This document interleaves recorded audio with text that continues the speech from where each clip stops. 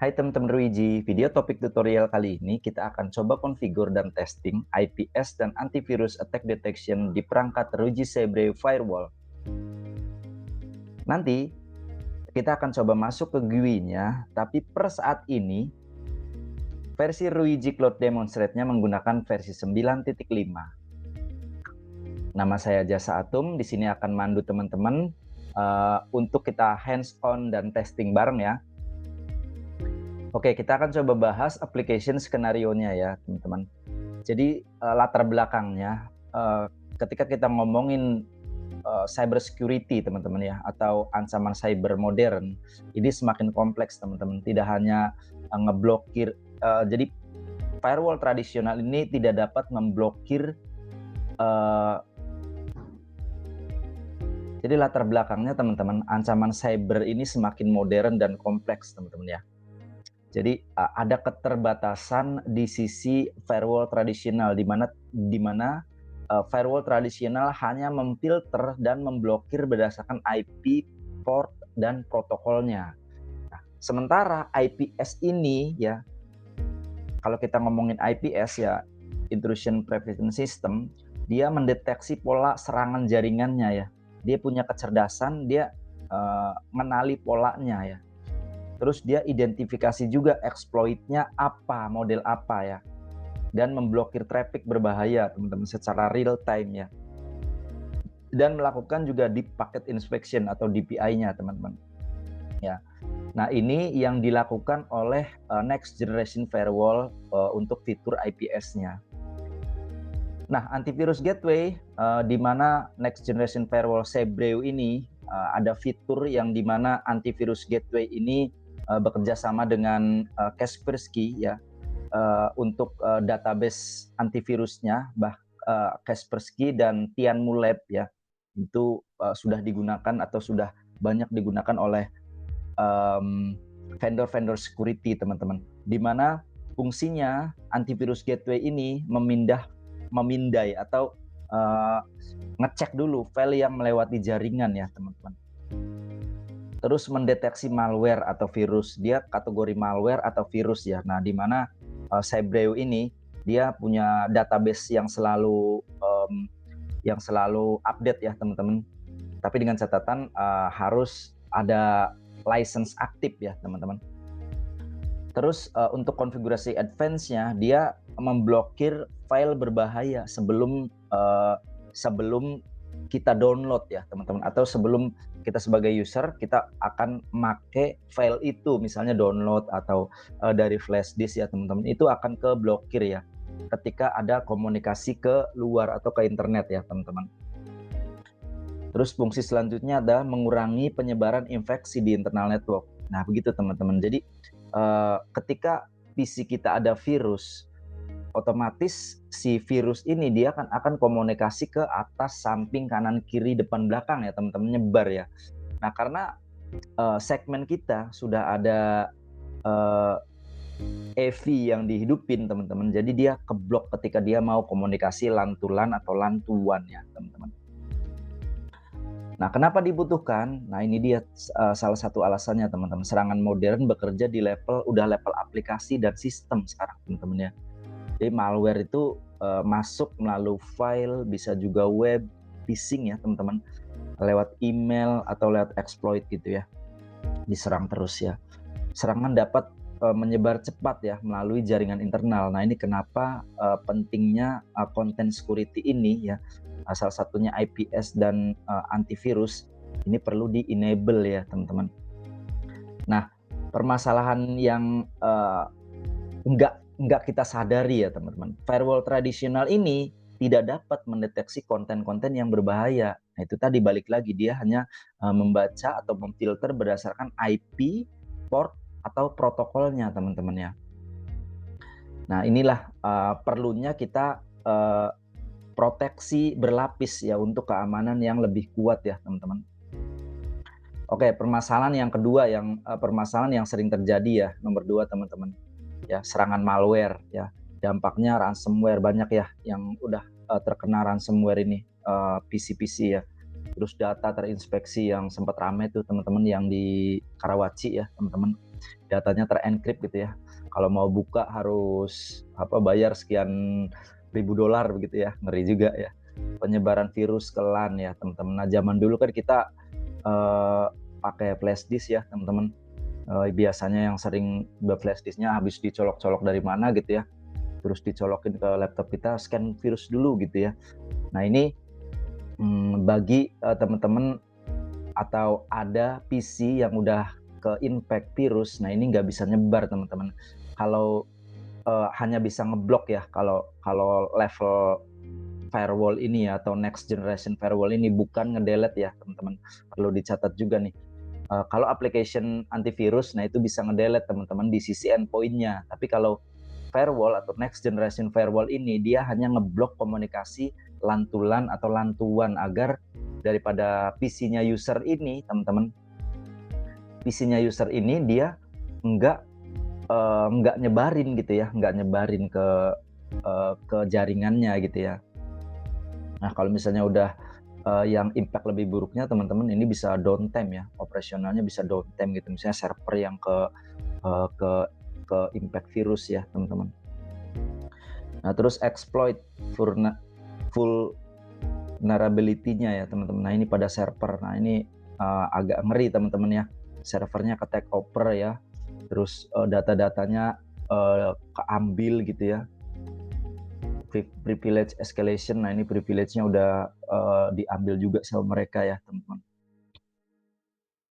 Nah terus penyebaran virus melalui email attachment, nah ini banyak teman-teman ya, kita kalau misalnya nonton di film-film yang hacker-hacker itu ya, ada yang film dari Thailand tuh, yang dia pegawai bank ya teman-teman, ngirim virus attachment melalui email ke bosnya gitu ya. Nah, terus sampai akhirnya password segala macam, rekening segala macam ambil gitu ya. Nah itu dari sisi human-nya harus lebih aware ya teman-teman terhadap attachment atau email-email yang ada indikasi ada indikasi yang virus begitu ya teman-teman ya. Jadi kita selain daripada kita perlu nge-configure next generation firewall, juga kita perlu sosialisasi ke user bahwasanya harus lebih aware terhadap serangan security ya teman-teman. Terus internal user tidak sengaja menyebarkan malware ya. Nah ini teman-teman, dampaknya adalah worm spreading ya, broadcast attack ya. Jadi bisa kalau udah broadcast attack ya teman-teman, nah ini networknya bisa downtime ya. Agak kacau teman-teman ya kalau network udah broadcast karena virus gitu ya. Oke, terus solusinya ya. Solusinya apa ya teman-teman? Nah ini kita coba menjelaskan kenapa kita perlu menggunakan atau perlu nge-enable IPS dan antivirus detection teman-teman. Jadi intrusion prevention ya teman-teman. Nah ini prevent atau sebelum kejadian kita prevent dulu ya teman-teman ya, prevention dulu ya. Jadi mendeteksi pola serangannya begitu ya secara real time ya teman-teman, melalui traffic komunikasinya ya. Terus memeriksa paketnya ya teman-teman.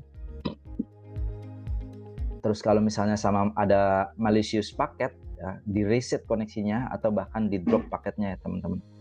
Terus dari sisi point of view kita sebagai administrator sebagai administrator security atau network, dia akan nge-generate log dan alert ya, di mana nanti log dan alert itu kita bisa monitoring nih ada apa nih gitu ya. Kalau misalnya memang warningnya udah high ya, atau alarmnya udah merah gitu ya, nah kita bisa cek lebih mendalam ini ada apa gitu ya, endpointnya siapa begitu ya teman-teman.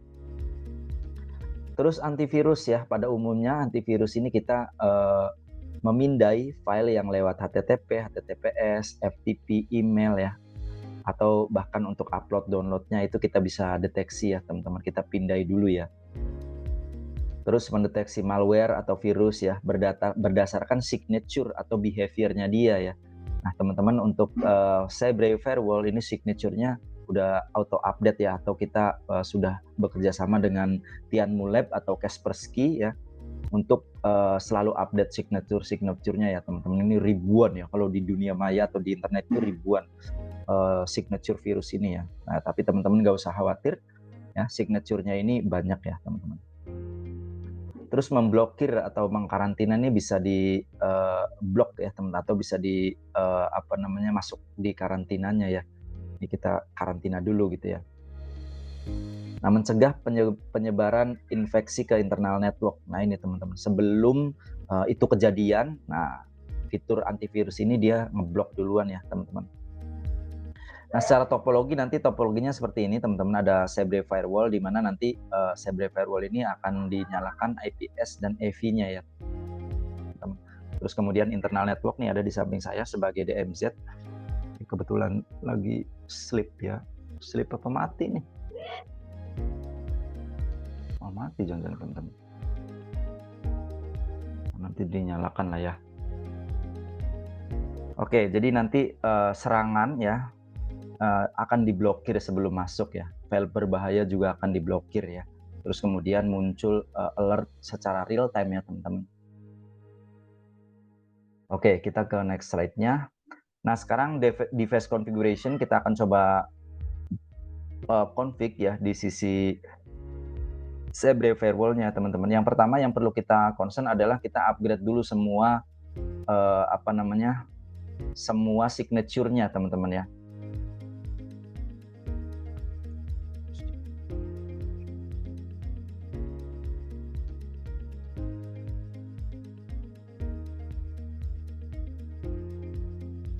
Nah, teman-teman, untuk configuration-nya yang pertama yang perlu kita aware adalah kita perlu nge-upgrade dulu ya, teman-teman, untuk signature update-nya. Jadi kita update dulu, nanti kita bareng-bareng cek di sana. Terus yang kedua cukup simple untuk konfigurasinya, di mana kita perlu nge-enable policy yang udah kita bikin, kita coba enable IPS dan antivirusnya, teman-teman ya. Nah, sebelum hands-on dan how to config-nya, kita selesaiin dulu PPT-nya ya, teman-teman. Nah, terus kita coba akan bahas topologinya dan flow testingnya, teman-teman. Kalau dari sisi topologi simple, teman-teman. Ini firewall ya untuk IPS dan IP. Ini firewall, terus ini untuk IPS ya, teman-teman. Ya, jadi nanti ini seakan-akan adalah attackernya ya, teman-teman, dari internet gitu ya. Masuk ke firewall, terus kemudian ke internal server. Nah, ini ke protect ya, teman-teman ya. Ketika dia attacker exploit ya, firewall terima trafficnya, terus APS engine-nya dia melakukan DPI ya teman-teman. Kalau signature attack terdeteksi, dia akan di drop atau di block session-nya teman-teman, atau terus kemudian masuk ke general log-nya. Nah, dari sisi antivirus ya, dari sisi antivirus ketika user ngedownload file dari internet, terus filenya itu kan lewat firewall ya, karena memang ujung tombaknya ini firewall ya, dia facing langsung ke internet teman-teman. Antivirus scan filenya ya, antivirus engine-nya ya, di scan filenya. Misalnya ada malware signature ditemukan, nah ini akan diblok teman-teman ya, nggak bisa ya. Nanti ya kurang lebih ya nanti topologinya dan testingnya ya teman-teman.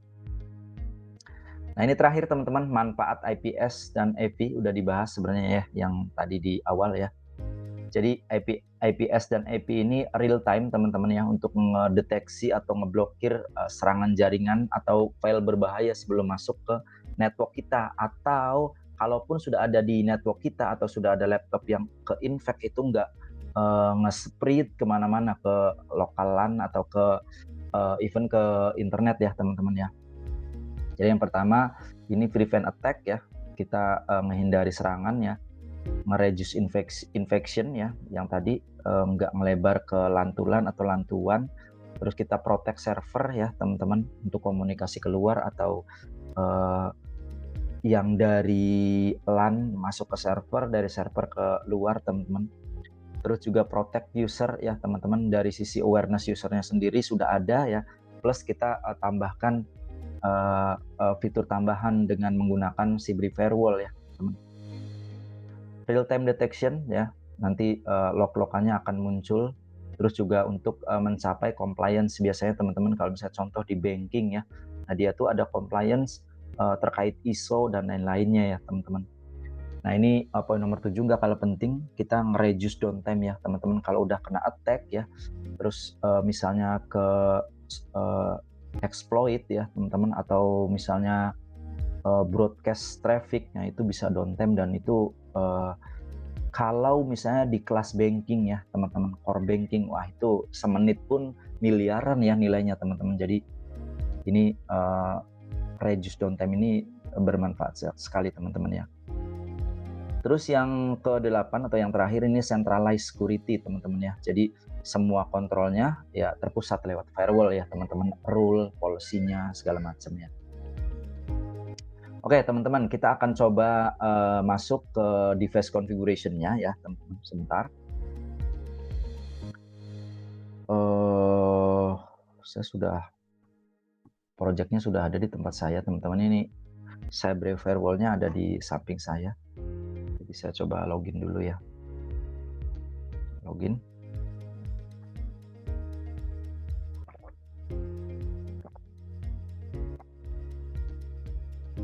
Nah teman-teman, ini di project saya. Jadi Cyber ini kan kelas SME ya teman-teman ya. Per sekarang untuk cloud SME-nya belum rilis, dan tapi perangkat ini bisa dimasukkan ke Ruiji Cloud pada umumnya ya teman-teman. Jadi ini udah saya masukin ke Ruiji Cloud, sudah online ya, sudah online. Jadi kita bisa seperti biasa lewat e-web teman-teman. Nolnya sebentar, mati saya iniin laptop dulu ya. Oke, kita coba login ke Cyber-nya. Kok mati tadi, perasaan udah ya. Kita login ke Cyber-nya seperti biasa lewat e-web teman-teman ya. Oke, ini adalah tampilan utama home atau home untuk Cyber-nya teman-teman. Nah, perangkat port 0 ini ke laptop testing. Nah, port 1 ini ke laptop saya teman-teman, biar saya bisa RDP ya. Saya coba RDP ke situ teman-teman ya. Oke. Sudah masuk, perlu masukin password Indonesia. Oke, kita login ya teman-teman. Atau kita udah punya connectivity ke RDP ya teman-teman. Oke, setelah itu kita coba cek dulu di sisi konfigurasi networknya ya. Nah ini saya masukin ke segmen DMZ ya teman-teman, 102.14. Saya coba verifikasi dia IP-nya berapa. Ntar kita gedein aja teman-teman ya. Ini laptop ini ya, RDP ya teman-teman. IP config ini IP-nya 102.1 teman-teman ya. Gateway-nya 102.14 ya. Saya minimize dulu. Ini udah sesuai teman-teman ya. Jadi di DMZ ya. Terus trust ini laptop saya connect ke sini biar bisa RDP teman-teman. Jadi ini udah punya reachability ya dari trust ke DMZ. Oke, sekarang cukup simpel. Yang pertama yang kita perlu adalah kita perlu signature library update-nya. Kita pastikan semuanya sudah terupgrade ya teman-teman ya. Sudah update ya, ini sudah latest ya. Ini virus ya, IPS ini yang kita akan testing ya teman-teman, sudah latest. Nah ini threat intelligence-nya udah pakai Kaspersky, ada Google juga ya teman-teman. Oke, kalau biru teman-teman ini, sorry, bukan biru, abu-abu lah ya. Abu-abu ini bottom-nya udah abu-abu, itu artinya yang nggak perlu di-upgrade ya, sudah online semua ya teman-teman. Nah teman-teman juga bisa upgrade time nih setiap harinya ya. Jam berapa ini misalnya, jam per jam berapa gitu ya, per setiap hari di jam 3 ya, jam 3:02 ya teman-teman. Nah ini bisa di set juga sama teman-teman ya. Oke, ini udah aman, signature-nya udah update semua. Terus kita coba ke policy teman-teman. Nah di bagian policy teman-teman bisa create policy group ya. Ini udah saya bikin, gampang teman-teman create policy groupnya, cuman seperti ini. Terus name-nya apa ya, jadi bisa bikin grup di sini. Ini contoh saya DMZ any ya teman-teman, dimana DMZ-nya ini cukup simpel teman-teman. Jadi create-nya seperti ini aja. Nah ini mau masuk simulation atau mau create langsung gitu ya. Kalau simulation teman-teman, dia sebenarnya policy-nya jadi gitu ya teman-teman, tapi dia berupa simulation ya, nggak impact ke nggak impact ke net operasionalnya ya teman-teman. Kalau create langsung seperti ini teman-teman. Create langsung ya seperti ini. Nah ini, di fitur ini yang akan kita testing ya. Ini kebetulan saya sudah bikin ya teman-teman. Kurang lebih sama kayak tadi. Isi dalamannya seperti ini. Source atau interface-nya lewat mana, zonanya lewat mana, saya DMZ. Jadi nanti dari DMZ menuju manapun ya. Source address-nya karena DMZ-nya cuma satu teman-teman. Jadi ya satu aja sih saya bikin any ya teman-teman ya. Any-nya. Nah, IPS ini kita enable, virusnya kita enable ya, kita block default action. Nah, ini IPS best practice-nya kita pakai yang default action teman-teman. Untuk yang virus dia block ya, di block ya teman-teman ya. Oke, ini udah kita save. Nah, testingnya adalah teman-teman untuk memudahkan ya, untuk memudahkan testingnya adalah saya akan coba jadi Ruiji menyediakan signature database ya teman-teman di cloud. Nah, kita akan coba ke sana ya teman-teman ya, signature library upgrade sebentar. Sebentar ke device info, view detail ya. Ini saya coba akan masuk ke sini dulu teman-teman ya. Ini juga web ini adalah digunakan untuk bisa mendownload trial license dan untuk monitoring dashboard perangkat security-nya ya teman-teman. Jadi di sini ada trial license, bisa kita request trial license, juga bisa untuk ngedownload SSL VPN client teman-teman ya. Nah di bagian sini teman-teman, di bagian SecProf POC platform, nah kita bisa klik di sini ya teman-teman. Nah ini ada informasi before starting testing ya. Ya ini hanya untuk tes ya, ada potential impact ya, ada disclaimer-nya juga, start test teman-teman. Nah ini IP ini kita akan copy ya, kita akan copy, kita akan buka di sini teman-teman ya. Kita akan buka di sini, kita X. Oke, tampilannya seperti ini. Security POC platform ya teman-teman. Jadi yang akan kita nyalakan adalah IPS dan virus protection ya teman-teman. Nah, tapi sebelum itu saya coba cek log-logannya dulu teman-teman ya. Sebentar di sini di ONM ya. Di log sama security log. Nah, ini teman-teman ya. Ini IPS yang tadi saya coba tes ya teman-teman. Jam 7.29, sekarang jam berapa? Jam 7.29. Ini terakhir lognya ya teman-teman. Terakhir lognya tuh ini di sini ya. Nah nanti log IPS sama antivirusnya ada di atasnya teman-teman ya. Kita balik lagi ke sini, laptop testing ya teman-teman. Kita udah nyalain untuk tes IPS dan virus protectionnya teman-teman ya. Jadi ini ada sampelnya, sampel name sebanyak 17 ya teman-teman. Nah ini ada list-listnya ya, kayak Xworm, remote access trojan ya, malicious ya teman-teman. Ini ada Java runtime, Python kode ya, POC. Nah kita jalankan ya teman-teman ya. Ini start detection. Nah ini teman-teman, successfully intercept atau di blocking ya teman-teman. Nah ini nge-pull virus ya, file stream, waiting for firewall, DPI. Nah jadi dia udah nge-pull nih, udah ngasih virusnya ya. Jadi laptop ini tuh komunikasi ke IP 3450.114.71 teman-teman. Dia minta virus ya. Ya dia minta virus. Nah ini dia ceritanya ngirim file ya berupa trojan ya. Ngirim file ya, sending AV backdoor ya. Yang tadi juga pulling virus ya. Nah ini sending trojan, jadi ngirim trojan dari laptop ini, ngirim trojan kemana, ke 3450 ceritanya teman-teman ya. Nah ini untuk yang IPS ya, sending IPS command prompt ya. Ini udah berhasil di blok ya teman-teman. Nah itu dia, ini udah keluar teman-teman ya. Jadi 17 detection sample yang kita running dan 17 yang diblok teman-teman ya. Makanya kenapa tadi signature database-nya harus upgrade dulu teman-teman ya. Khawatirnya kalau nggak di-upgrade, signature-nya belum kedetek atau belum ke-upgrade ya teman-teman. Nah ini listnya 17 tadi itu. Ada beberapa yang kategori IPS ya teman-teman. Kalau di view detail contoh misalnya Linux Path Reversal Directory ya. Contoh misalnya ini view detail. Nah ini teman-teman ya. Connection reset atau di reject ya. Unclassified ya, ini untuk tipenya. Kita close. Untuk yang virus teman-teman, contoh misalnya yang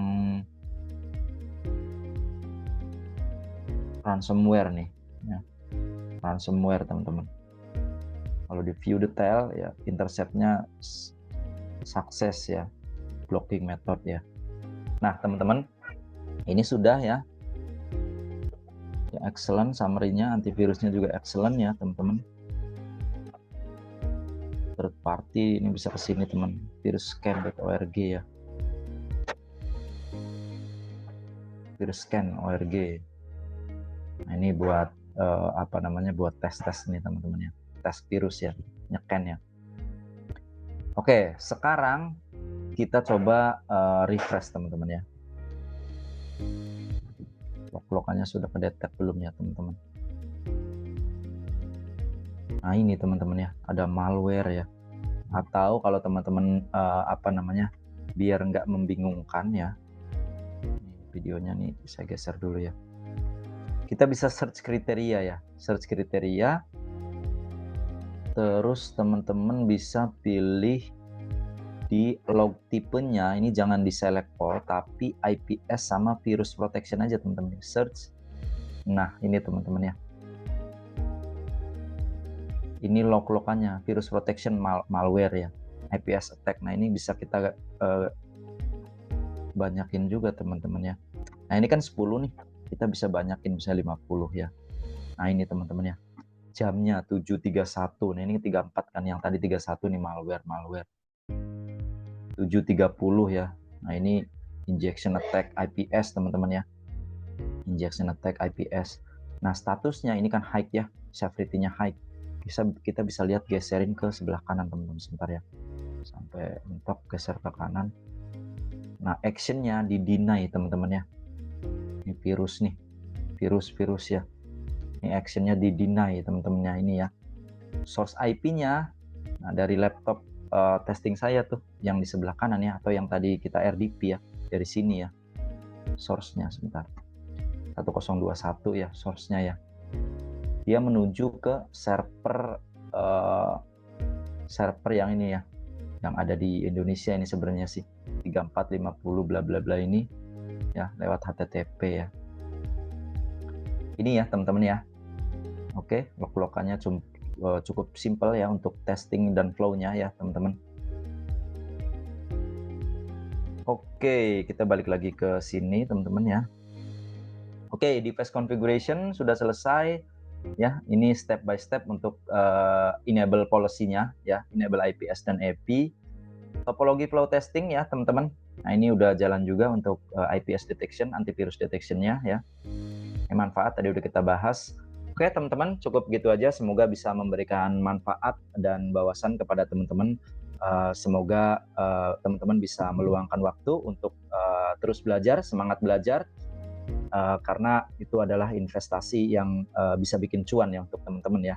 Dari hasil cuannya bisa dimanfaatkan lagi untuk investasi belajar ya teman-teman ya. Oke, semangat belajar. Follow video tutorialnya. See you in the next video. Terima kasih.